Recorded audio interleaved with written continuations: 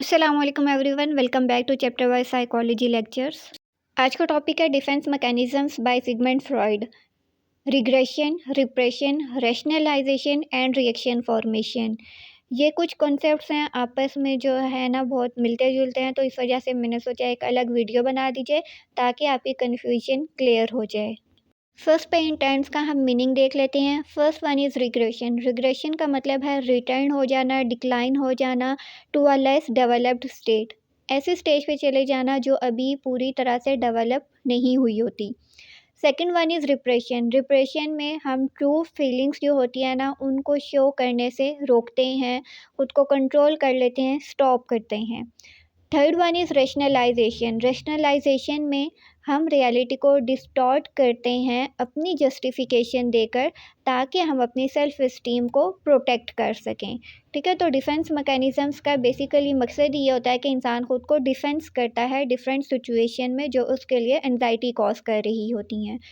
Fourth one is reaction formation. Reaction formation में हमारी जो ट्रू अनकॉन्शियस फीलिंग्स होती हैं, हम उनके ऑपोजिट बिहेव करते हैं, क्योंकि वो फीलिंग्स जो हैं वो हमें कहीं ना कहीं थ्रेट कर रही होती हैं।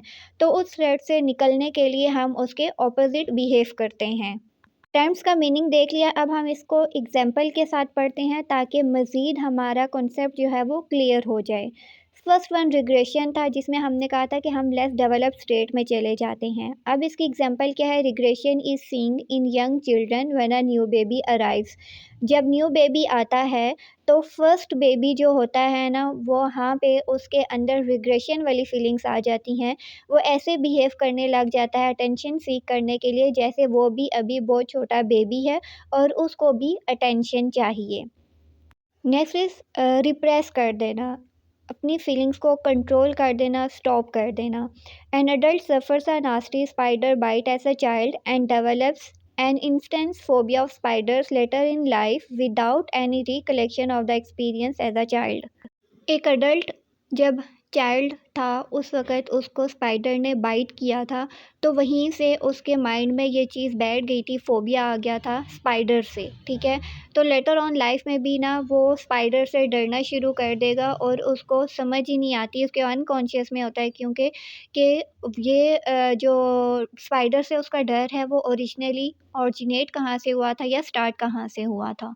तो इस वजह से लेटर ऑन लाइफ़ में भी वो स्पाइडर का फ़ियर उसके माइंड में रहता है। Third one is rationalisation. Rationalisation में क्या है कि हम रियलिटी को डिस्टॉर्ट करते हैं, अपनी जस्टिफिकेशन देते हैं ताकि हम अपनी सेल्फ एस्टीम को प्रोटेक्ट कर सकें। फॉर एग्जांपल, एक पर्सन दूसरे पर्सन पे एग्रेशन निकालता है, तो वो अपने एग्रेशन को एक्सेप्ट करने की बजाय कहता है कि सामने वाला पर्सन जो है ना वो पनिशमेंट डिज़र्व करता है, इस वजह से मैंने उस पर एग्रेशन निकाला है। ठीक है, तो यहाँ पे हम वो जस्टिफिकेशन दे रहे हैं जो हमारी इस सेल्फ एस्टीम को प्रोटेक्ट कर रही है।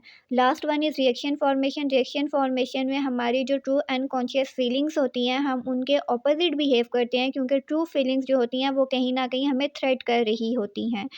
एक लड़की जो कि अपने फादर से नफ़रत करती है, तो वो नफ़रत शो करने की बजाय उसकी तरफ लव और अफ़ेक्शन शो करती है, ठीक है? तो ट्रू फीलिंग्स उसकी क्या थी कि वो उसे हेट करती है, लेकिन वो हेट की बजाय ऑपोज़िट फीलिंग यानी लव शो करती है फादर की तरफ। इसको हम रिएक्शन फॉर्मेशन कहते हैं। आई होप आपकी कन्फ्यूजन क्लियर हो गई होगी। आपका अगर कोई सवाल हो तो आप कमेंट्स में मुझसे पूछ सकते हैं, और आपको इसके अलावा जिस टॉपिक पे वीडियो चाहिए हो तो वो भी आप कमेंट करके मुझे बता सकते हैं। मैं कोशिश करूँगी कि आपके लिए मज़ीद बेहतर लेक्चर अपडेट कर सकूँ। तो लाइक करें, शेयर करें, सब्सक्राइब करना ना भूलिएगा। मुझे दुआओं में याद रखिएगा। अपनी नेक्स्ट वीडियो में मिलेंगे। Till then take care. अल्लाह हाफ़िज़।